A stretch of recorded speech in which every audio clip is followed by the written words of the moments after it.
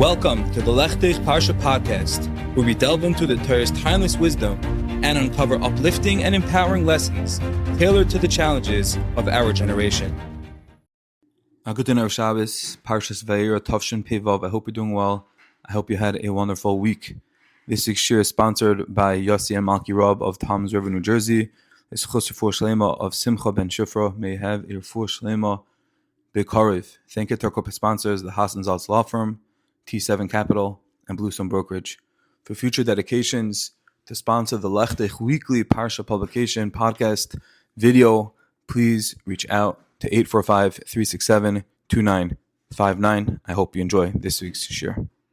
Welcome back, everybody, to the Chamura. It's good to get restarted back into it. And as I was telling Rabbi Zevi before, well, things happen. Life shifts back to a regular schedule, and we had the Yom Neraim. We had the times that we felt very close and the times that were very full of hope. And inevitably, we get back to life. Al-Zman passes, as Metshuva, Yom Neraim, and we get back to life, and we were at the highest points during the Ilah, and we felt so connected on Simchas Torah and Geshmak, and then we're back in the winter. It's getting cold out, and reality strikes that a lot of times we're back with the challenges, we're back with the nisaynus, and life is meant not to be in a constant state of dodging the nisaynus and just suffering through them and just go over us, but rather trying as much as possible to embrace the challenges, realizing that each one is taka, somehow God-given, divinely ordained, and somehow for our best. There was one particular thing that happened this week, and I wondered, there was a 24-hour period where it was a complete mistake. But it was a conjured up thing. I wasn't aware. Someone called me, and I thought they didn't, and it caused me so much anger and frustration inside, and I had to work through it. And I even bumped into an old friend that I never really see, and he was mechazik me, and he was just saying, it's all so that you should become needy, and you should realize you don't need him, you don't need his email, you don't need his call, you just need the Eibishter. So as I was discussing with my wife, why did I need the extra dose? It was all fake anyway. The person, he did correspond with me, and I just missed it, my phone was off. The answer is because it's all the Eibishter, and while we can't make sense and heads and tails out of anything, there's so many different questions and challenges and why this and why that, but the answer is it's somehow all packaged in divinity, in Yad Hashem, and Hashem pulling the strings. And as we get back to real life, when we're not dancing on Simchas Torah with the Torah, and when we're not shrine Hashem Melech after Ne'ilah, we come back here to a real place, back to the world of reality, back to regular daily grind. We always need that extra chizuk to be reminded that all is from the Eibishter, that Hashem is giving it to us for our best, for us to grow, for us to become better from the experience, and for our shleimus. It's not a zaytik izach, it's mamish for our best, for a tikkun hanashama, to bring more light and kedusha into the world. And it's all through these nisyonis, through these challenges. And when we're misakin our neshama, it brings more tikkun to the world, to the shiver kli, to the broken kli of this world. Speaking of broken worlds, a lot of talk, a lot of buzz about the new candidates for the mayor in New Jersey, in New York. A lot of people are upset, a lot of people are sad. This isn't a new phenomenon, and I think from the way I was able to see the Parsha, I think it's amazing how it segues right in, how you have Mamdani and whatever her name is in New Jersey, and B'tachon, and Avram Avinu, how it all comes together. And I'm going to start with an incredible Maisa I just read. In Yonah Diyema, Mamdani wasn't the first mayor, is not the first candidate to be disliked with rebels, and everyone's upset. Going back to the late 1700s, King Louis XVI, the last king of France before the French Revolution. So what happened was he was a highly unpopular monarch, and shortly after he came to power, all the citizens, the entire France, became upset, angry, and revolted, rebelled. And ultimately they were able to imprison this king, this monarch, King Louis, and his wife. And they found out that he was guilty of treason. And the psak, the verdict was that he, King Louis, and his wife, they were going to be eliminated, executed. V'kachava, they were brought to the execution spot, killed, over, finished. But now, the people were confronted with a real ethical issue. The problem was that King Louis and his wife Mary left over their 8-year-old daughter, 8-year-old son. And what was the nidin? That on the one hand, he didn't do anything wrong. He's an innocent little kid. And why should they kill him? Why should do any harm to him? He's a nice little kid, 8-year-old kid. But the problem is if they leave him alone, like he might prosper, he might become knowledgeable enough, political, and strong enough that he can rise to power, and eventually he'll become the monarch, and then they're going to likely encounter the same issue that they encountered with his slimy father. So maybe they should kill him. Like, what do they do? This was the dilemma. So they got together, they made a coalition, and the verdict, the psak on their child, on this 8-year-old boy, was, we're not going to kill him. He didn't do anything wrong. What are we going to do? We're going to send him out to this remote island, and we're going to give him everything. Everything an 8-year-old can possibly want. Anything he can dream of, from food to activities.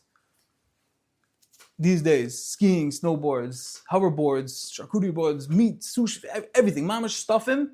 Give him all the gashmis, all the distractions, a phone, an Xbox, everything a kid could possibly want. And this way, he'll become so consumed with all the shtusim, with all the futility of nothing, that there'll be no chance that he'll ever be able to rise to power, because he'll just become this fat, dumb boor that won't be in any place of power, and that'll be the Eitzah. Shmak. V'kachava.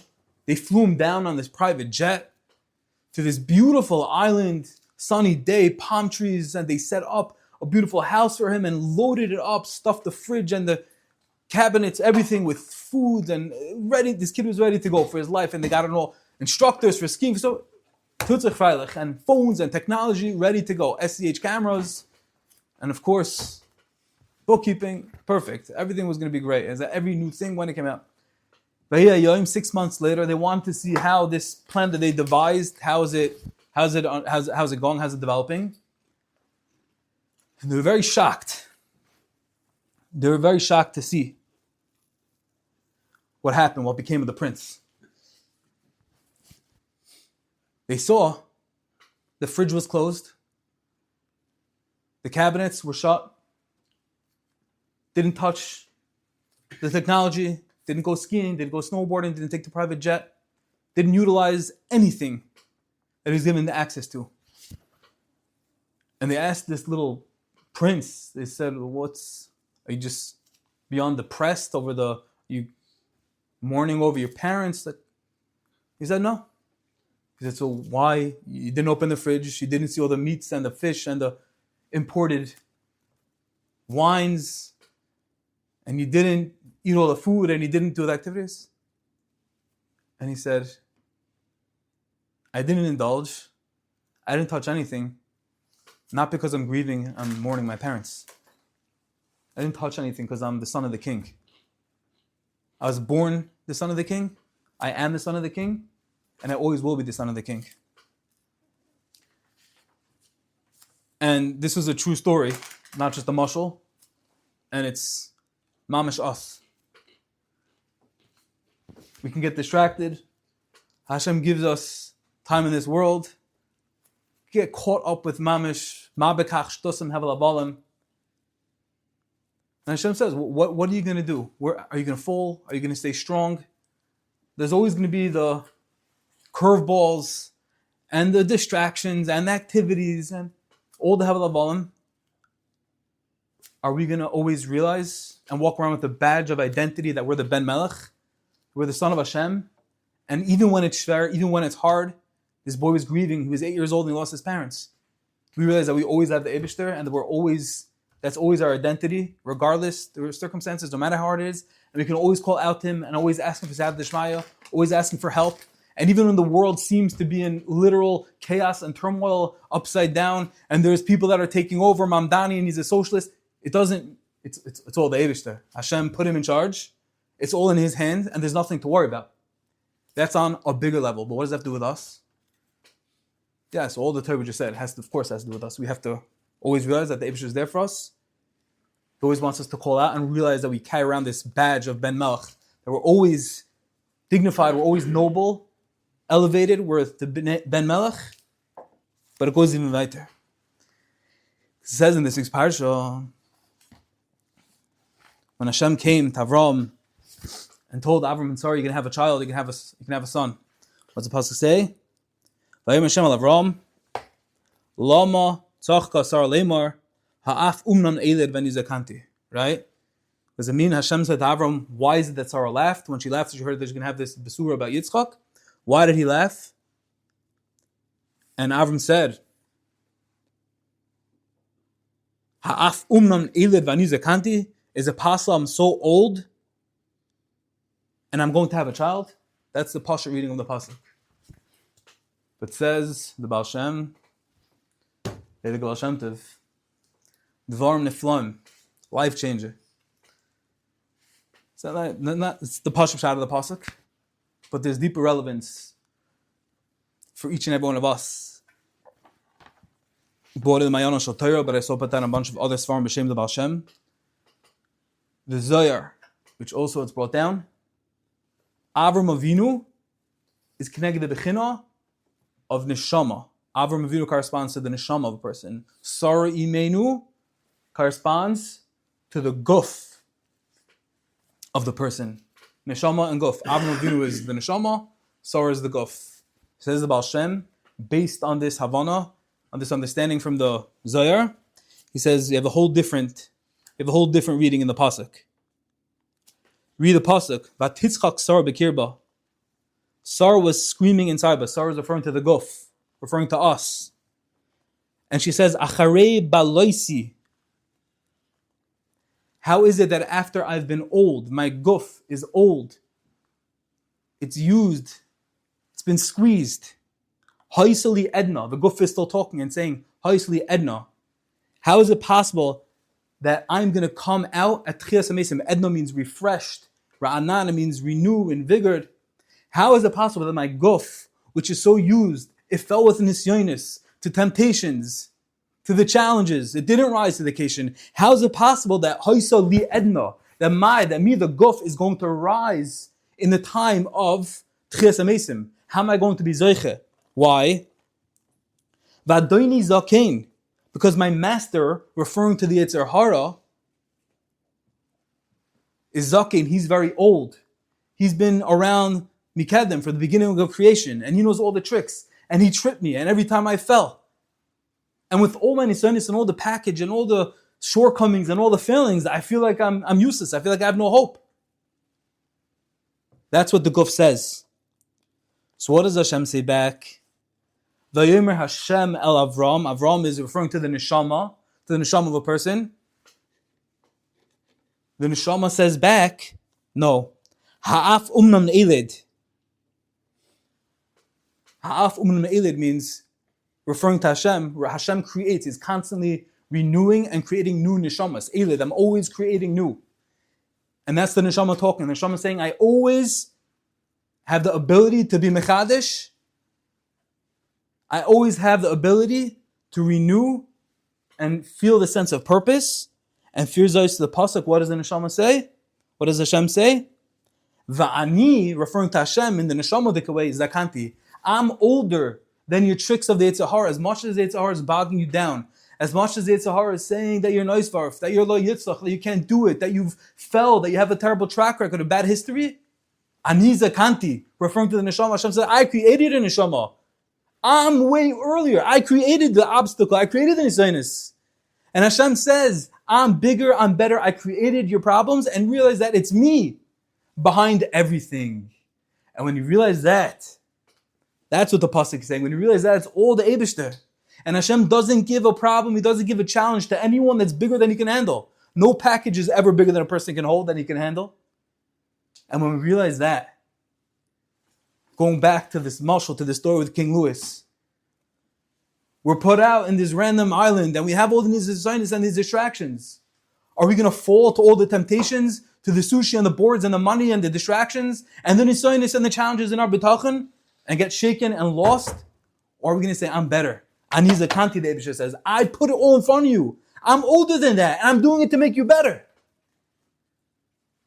That's the aside. Are we going to be like the kid, like King Louis's son, who said, persevered? He says, I don't need this garbage. This is junk. This is chazer treif. This isn't me. This is... How do we respond? How do we react when we're in these situations, these challenges that Hashem says? Are we going to succumb? Or are you going to identify? Is it going to resonate with us that Hashem says, Ani Zakanti, don't worry about all the challenges. Don't worry, just remember, Ani Zakanti, I'm older, I created it. And if you think it's too heavy, it's not, because I can't. I will not give you something too heavy, and I'm holding and carrying through. That zikr applies on personal levels as whatever we're facing. Personally, over here, whatever the nisayonis are, money, parnasa, we're not learning enough, our family, mishpacha, daigas, it's all Ani Zakanti, the Eibishter. And we got to just channel all to the Eibishter. When it comes to bigger things, macro level, Mamdani, he's a socialist, swastikas, but Ani Zakanti, the Eibishter, I have it all.